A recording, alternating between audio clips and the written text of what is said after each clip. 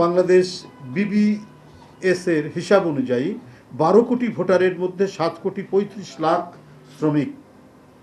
শ্রমিক সমাজের মর্যাদার জন্য একটি দিন বিশ্ব স্বীকৃতি দিয়েছে মে দিবস। বাংলাদেশে আজ সবচেয়ে অবহেলিত শ্রমিক সমাজ। দ্রব্যমূল্যের ঊর্ধ্বগতি, জীবনযাত্রার ব্যয় বৃদ্ধি, বাজার মূল্যের সাথে অসঙ্গতি, কম মজুরিতে শ্রমিক সমাজের এখন বেঁচে থাকাই কষ্টকর। অগণতান্ত্রিক শ্রম আইনে মালিকপক্ষের স্বার্থকে প্রাধান্য দেওয়ায় শ্রমিক সমাজ সর্বত্র হয়রানিসহ নানাবিধ অসুবিধার সম্মুখীন হচ্ছে। বিগত ফ্যাসিস্ট আমলে শ্রমিকদের সংগঠিত হওয়া ও অবাধ ট্রেড ইউনিয়ন অধিকার থেকে দূরে ঠেলে দেওয়া হয়েছিল। অত্যাবশ্যকীয় পরিষেবা বিল 2023-এর মাধ্যমে শ্রমিক কর্মচারীদের দাবি উত্থাপনের অধিকারকে আইন করে বন্ধ করার ব্যবস্থা করা হয়েছে। ফ্যাসিস্ট আমলে 2023 সালের 28শে অক্টোবরে ঢাকার মহাসমাবেশের প্রাক্কালে সমাবেশ ও আন্দোলনকে নস্যাৎ করার অংশ হিসেবে হাজার হাজার বিএনপি ও শ্রমিক দল নেতাকর্মীদের গ্রেপ্তার করা হয়েছিল।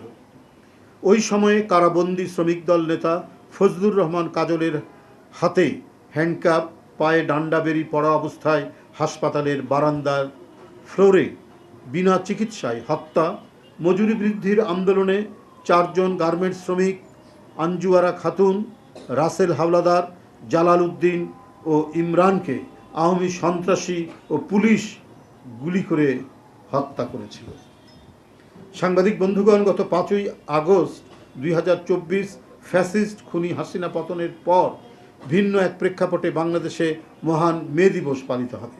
বাংলাদেশে জাতীয়তাবাদী শ্রমিক দলের 71 জন নেতাকর্মী ও 30 জন রিক্সা শ্রমিক ও অসংখ্য নাম জানা অজানা ভাসমান শ্রমিক বৈষম্য বিরোধী ছাত্র শ্রমিক জনতা অভ্যুত্থানে শহীদ হয়েছেন। শ্রমিক শ্রেণীর আত্মত্যাগ কেউ কেউ স্বীকার করতে কার্পণ্য করে।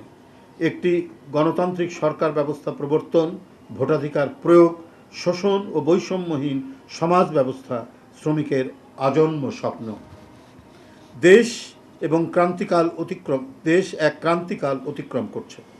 শ্রমজীবী মানুষের আয় দিন দিন কমে যাচ্ছে। গ্যাস বিদ্যুতের অভাবে কলকারখানা বন্ধ হচ্ছে। এখনও প্রতিদিন শ্রমিক ছাঁটাই চলছে।